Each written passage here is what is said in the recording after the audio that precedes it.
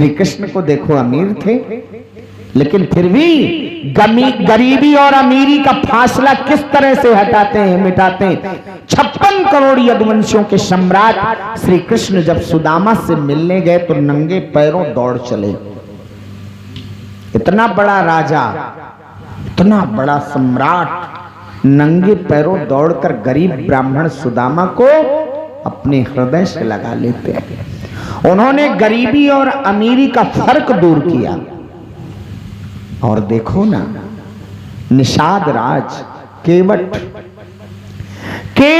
को भगवान श्री राम ने उठाया और अपने हृदय से लगाया। श्री राम ने भी गरीबी और अमीरी, जाति और पात के फर्क को दूर किया। सबरी बेचारी भक्ता जूठे बेर रखती थी और जब श्री राम को खिलाया तो राम जी ने बड़े प्रेम से खाया। राम जी तो स्वयं कहते हैं, हे माता शबरी, आज जो स्वाद मुझे तेरी इस बेर में लग रहा है, जो जूठे बेर तुम खिला रही हो, वो स्वाद आज मुझे ऐसा लग रहा है जैसे मेरी मैया कौशल्या मुझे खिला रही हो। तो श्री राम ने जाति पाति के भेद को खत्म किया, लेकिन हम लोग आज तक इतना फर्क रखते हैं, इतना भेद रखते हैं, इसीलिए हम पनप नहीं पाते। जब भगवान श्री राम निषाद राज केवट के पास गए, जो केवटों के राजा थे, भगवान श्री राम जब गए तो राम जी ने अपने हृदय से लगा लिया। कहा, निषाद, तुम भी राजा हो और राजा को हृदय से ही लगाना चाहिए, लेकिन राजा होने के साथ साथ तुम मेरे सखा भी हो, मित्र को भी हृदय से ही लगाना चाहिए। राजा से राजा का संबंध एक होता है, मित्र से मित्र का संबंध एक होता है। तुम मेरे मित्र हो, राम जी ने कहा केवट से। और वास्तव में भगवान ना होते तो केवट जाति तो इतनी भाग्यशाली हो गई कि राम जी ने सबका तारण तरण कर दिया और केवटों का स्थान मिल गया। अरे जिसने गंगा पार उतारा हो, भवसागर पार उतारने वाले को उतार दिया, तो उससे बड़ा और कौन हो सकता है। बरस सुमन सुर सकल सिंहाही, यही संपुण्य पुंज को नहीं। देवता भी ईर्ष्या करने लगे। तो भगवान श्री राम जब श्रृंगबेरपुर में गए तो केवट निषाद ने कहा, प्रभु कृपा करिए पुर धारिय पाऊं। ध्यान से सुनिएगा, ध्यान से नहीं सुनेंगे तो समझ में नहीं आएगा। कृपा करिए पुर धारिय पाऊं। हे प्रभु, आप मेरे नगर को चले। मैंने तो सुना था कि आप राजा बनने वाले हैं, लेकिन आपके पिता ने आपको वनवास दे दिया। कहा, नहीं, मेरे पिता ने नहीं, मेरे पिता के वचनों को मानकर मेरी ये वनवास की अवधि हुई है। कहा, कितने वर्षों का? कहा, 14 वर्षों का। हे सखा, मैं वापस नहीं जा सकता तुम्हारे घर गांव, क्योंकि मेरे पिता की आज्ञा है 14 वर्ष व्यतीत करना है। मैया बैठो, आज कथा आप ही लोगों की है। आपको बता दें, निषाद राज ने कहा कि मेरे गांव चलिए प्रभु, मैं इस स्थिति में आपको नहीं देख सकता। राम जी ने कहा, भैया निषाद, मैं गांव नहीं जाऊंगा। मेरे पिताजी की आज्ञा है कि मैं 14 वर्ष वनवास में रहूं, इसलिए ग्राम वास नहीं हो सकता मेरा।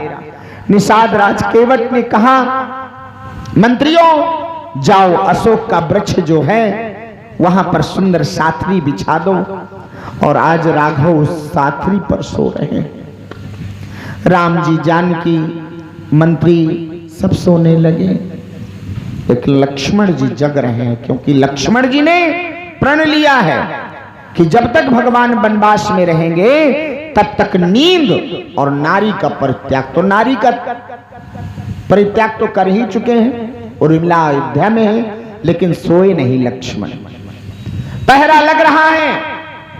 तभी निषाद राज ने कहा, आंखों में आंसू आ गए कि मैं राघव को ऐसे नहीं देख सकता। जो दूध के फेन की तरह बिस्तर में राघव शयन करते हो, जानकी शयन करती हो, वो धरती पर कांस की चटाई में सो रहे हैं। आंसू आ गए। कह कई नंदन मंद मति कुटिल कठिन पनकीन, बड़ी कुटिल है कह कई, ये सुख के समय और ऐसा वनवास दे दिया।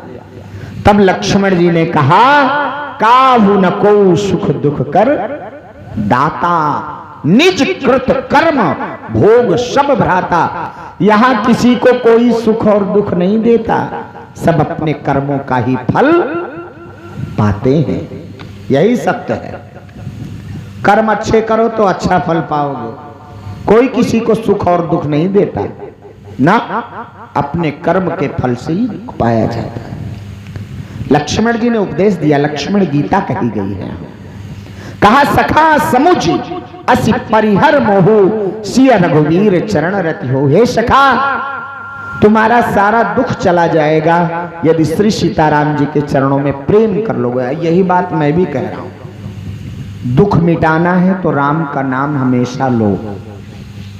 हम लोग लेते रहते हैं कि हम लोगों का दुख मिटे, भगवान की कृपा करुणा बरसे, लेकिन दुनिया की बातें करेंगे, मुंह नहीं थकेगा।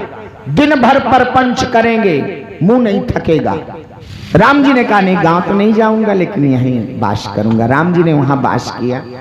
और सुबह जब उठे तो निषाद राज केवट से कहा, निषाद राज बट वृक्ष का दूध ले आओ। निषाद राज आज्ञा पाकर बट का दूध लाए। और जब दूध आया कटोरे में, तो भगवान श्री राम आज अपनी जटाएं बना रहे हैं। अनुज सहित प्रभु जटा बनाए।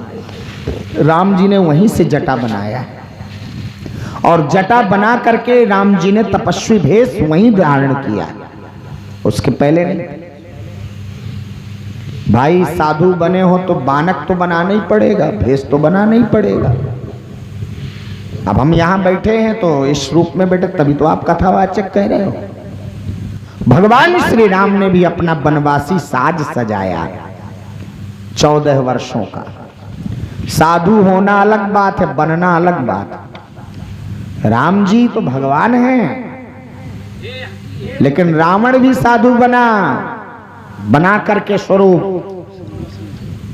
आज भगवान श्री राम ने वनवासी भेष जब धारण किया तो सुमंत जी की आंखों में आंसू आ गए और बालक की तरह रोने लगे और कहा, प्रभु, कहा महाराज, दशरथ ने कहा था कि 10 दिन ही घुमा टहला करके गंगा जी का दर्शन करवा के, स्नान करवा के, 2-4-10 दिन जंगल दिखा करके और वापस ले आना।